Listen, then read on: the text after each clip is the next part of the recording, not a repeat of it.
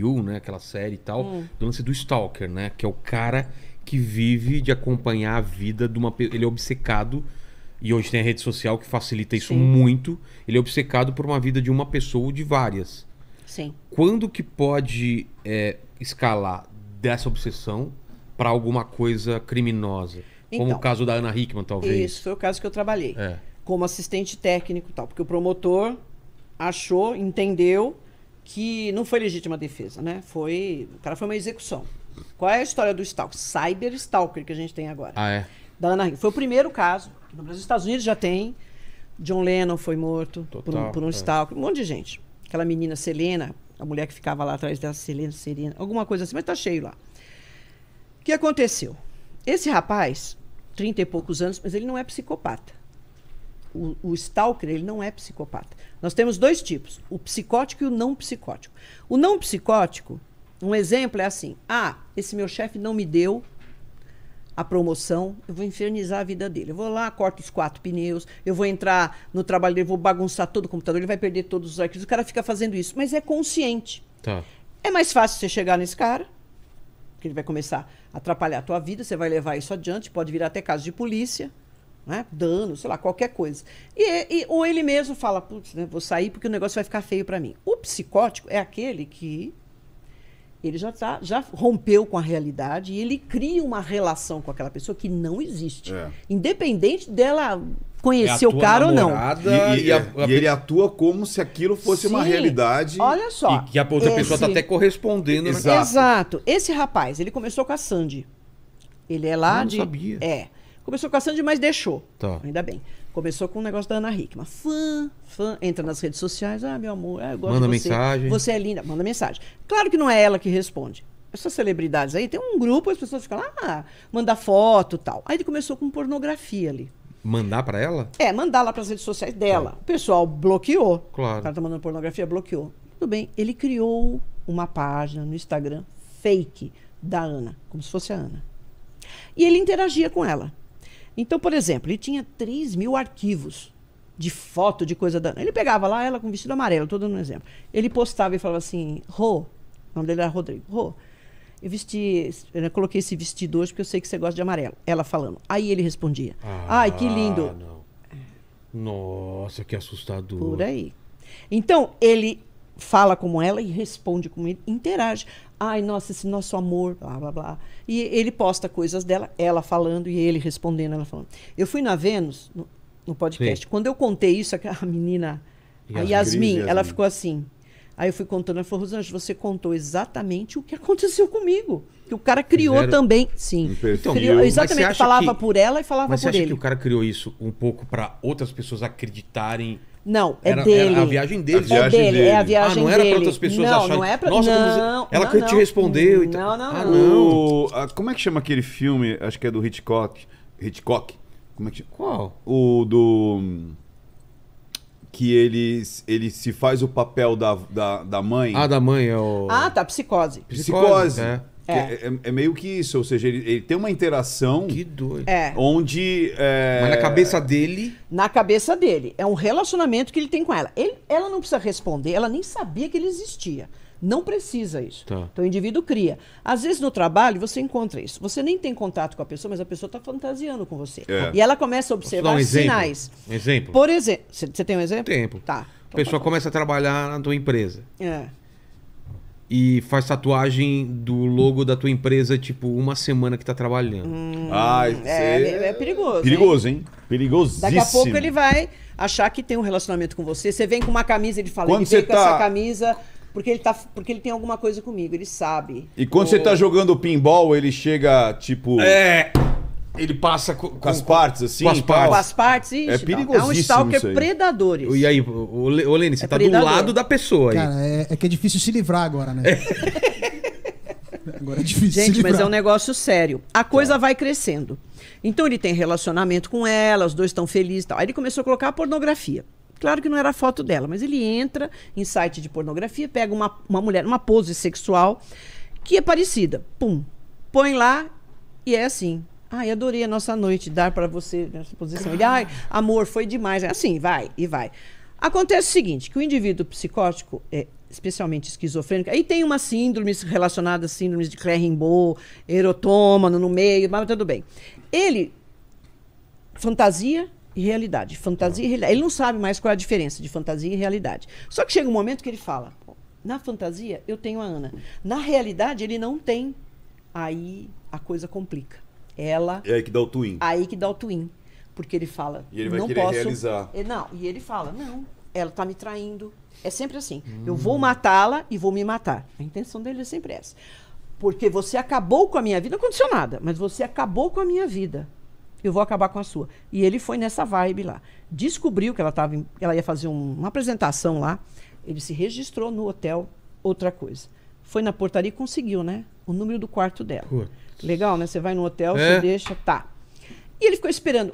É incrível, gente. Tem a cena, porque não tem câmera para todo lado, mas tem no saguão. Ela entra, uma mulher linda, enorme, tá? Chega lá, todo mundo, aquela coisa. Você já vê que é ela. Chega com o cunhado e a mulher do cunhado, a concunhada lá. Sim. Entram lá, ele tá no saguão, assim. Parado olhando. Aí o Gustavo e ela sai, não faz vai almoçar. ideia de quem é esse ela cara. tá lá, blá, blá, blá, falando e vai lá pro quarto. O cunhado desce e vai almoçar. Ele tá no restaurante junto. Ele tá ali e o cunhado aqui, almoçando. do lado? Do lado. Ele tá lá. Aí o que ele faz? Ele depois vai pro 9º andar e fica esperando. Onde? Ele entra numa entradinha. Não, alguém sair do quarto. Porque os três No estavam no corredor quarto, mesmo? no corredor. Tá. Armado, municiado e tal. O primeiro que sai é o Gustavo. Ele vai no elevador, ele coloca o revólver na nuca dele. Fala assim, vamos pro quarto. Vamos pro quarto. Ele tentou dar uma disfarçada. Não, a gente tá no hotel. Ele falou, não, é o 902. Então ele já sabia. Chegou lá, nisso que ele está indo, vem um fotógrafo não, cabeleireiro, que estava lá para cuidar da Ana, para ela fazer o negócio. O cara vai atrás, ei. E ele com o revólver, ele entra e o cara bate a porta na cara do cabeleireiro. Sim. Aí o cara fica assim, e começa a bater na porta. Fulano, sou eu, quero fazer o cabelo, a maquiagem, sou eu. E ele começa a escutar o cara, sua vagabunda. Assim, colocou os três, a cama daqui. Ana, cunhada e Gustavo. Do lado da cama, encostado na parede. Isso, aqui é a parede, né? E ele ficou atrás, não ele foi? Ele ficou na frente. Na frente aqui deles. Aqui tá Gustavo, Ana e a cunhada. Não tinha um lance que ele coloca na nuca da... Não, ele e a colocou menina, ou na nuca da menina lá da... Sim, e ele fica olhando fixamente pra Ana. Ele nem toma conhecimento dos dois. Tá. E com o celular assim, sua vagabunda, sua puta, você acabou com a minha vida, eu vou te matar e vou me matar. E ela falou assim, olha, ele apontava o revólver, eu via, revólver, né, tem o tambor. Ele falou, eu via que tava com bala lá dentro. Ele vai me matar. Medo, e ele, eu vou te matar. Aí o Gustavo falou assim, mas o que tem no celular? E ela assim, eu não te conheço. O que tem no celular? Deixa eu ver. Ele entrega. Aí o Gustavo olha e fala, ele vê a tal da a página fake da Ana. Ele fala, ele pensando, esse cara é louco. Acertou, né? O cara tá completamente surtado. Ele devolve e fala e tenta argumentar. A Ana, que o medo gera duas coisas na gente. Duas respostas. Ou você enfrenta ou você foge. Não tem como, né? Ela, apavorada, pensou no filho, deu um grito e desmaiou. De medo. Desmaiou. Quando ela fez isso, ele falou, você tá fingindo? Você imagina o cara aqui, com a arma. Ele tava na cama. Não estava na cama, estava aqui, mas ele aproximou. Ela aqui, perto da cama, ele disparou. Foi tão perto que a tatuagem ficou no ouvido, dentro do ouvido da Ana. Ficou tudo aqui. Só que a cunhada estava aqui. Quando ele disparou, ela fez um movimento, segurou. O projétil entrou no braço, transfixou o tórax e foi para a artéria femoral. Transfixou. Nisso, o Gustavo, a resposta diferente. Medo, porque tá todo mundo com medo ali, né? Você vê um cara desse que você nem conhece. Quando ele viu isso, ele falou, eu não sabia se era a minha mulher que tinha levado o tiro ou era a Ana. Ele escutou um grito e falou, sai daqui. Pulou. Foi de frente com a arma. Para segurar o tambor. Quando você segura o tambor do revólver, você aperta o gatilho, não vai. Foi, não conseguiu segurar. O cara disparou. Passou na cabeça e atingiu o ar-condicionado e tal. Nisso, ele conseguiu segurar o tambor. E os dois começaram a lutar. O cara não era mais baixo, porque o Gustavo é um cara bem alto. O cara era forte, 1,80 m. Você vê que ele fazia exercício e tal. E as duas saindo se arrastando. O tal do cabeleireiro tava do lado de fora gravando. Todo mundo falou, tem alguma coisa errada. Ele desceu, foi lá na portaria e falou, olha, tá acontecendo um negócio errado lá na Ana. Ah, é briga de casal, a gente não vai se meter. Ele voltou e começou a gravar. Quando ele viu as duas, ele arrastou. Ele que levou ela para o hospital. Porque ninguém se mexeu. Sai arrastando ela pelo saguão, ninguém nada. Bom, os dois ficam lá. Quanto tempo você acha que os dois ficaram lutando? Sem ninguém. Minutos. 40 minutos. 40 minutos? E ninguém foi lá. Ninguém. Ele desce e fala, olha, tá acontecendo isso. Ah, não vou me meter. Ninguém. E ele fica, vai, morde, chute, não sei o quê. E falando para ele, cara, você tá doido, não é nada disso. Eu vou matar você, vou matar todos que estiverem na minha frente, vou matar a Ana e vou me matar.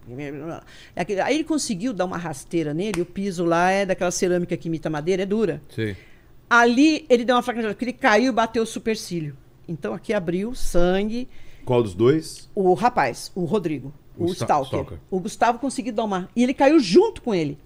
E o cara com o dedo no gatilho. Ele conseguiu colocar o polegar, isso eu mostrei bem, porque eu fiz a reprodução simulada e mostrei bem a posição que ele pegou. Ele conseguiu colocar o polegar. Atrás do Foi gatilho. levando... Exato. Foi direcionando a arma para a nuca, porque os dois estavam ali brigando, o cara caiu, ficou meio assim. Ele encostou e falou, olha, quando eu soltei, eu comecei a disparar. Ele apertou junto com o dedo do cara. Ele foi apertando. Ele falou, eu não sei quantos disparos eu fiz, eu só parei quando ele parou. Quando eu senti que ele parou. Ele saiu, pegou a arma, desceu, deixou a arma na portaria e falou, ó, chama a polícia porque eu matei um cara que não sei nem quem é. Na delegacia que ele foi descobrir que ele tinha dado 3 disparos, tinha feito 3 disparos. Claro que eram disparos próximos. E na nuca, porque era a região que estava ali. Entendeu? Aí teve uma falha ali de perícia, né, que é aquilo que eu te falo, o perito, principalmente mais novo, ele se sente muito pressionado a dar uma resposta. E às vezes dá uma resposta errada. Entendeu? Então ali, aquela sustentação que ele falou ali, estava com bases muito... Porque ele viu o corpo de um jeito Não, e... ele usou, por exemplo, eu tenho que usar os elementos que estão dentro da criminalística, no exame perinecroscópico. Eu não posso usar elementos do legista para basear. Não, o primeiro tiro foi aqui, o segundo foi lá. Nem o legista falou. O legista falou, eu não posso falar qual foi o primeiro, o segundo, o terceiro, porque ele, inclusive, usou uma munição que se fragmenta. A famosa dum-dum de antigamente e tal. Então, aquilo entrou, foi uma série. Ela é para ficar dentro do corpo e produzir o maior número possível de lesões.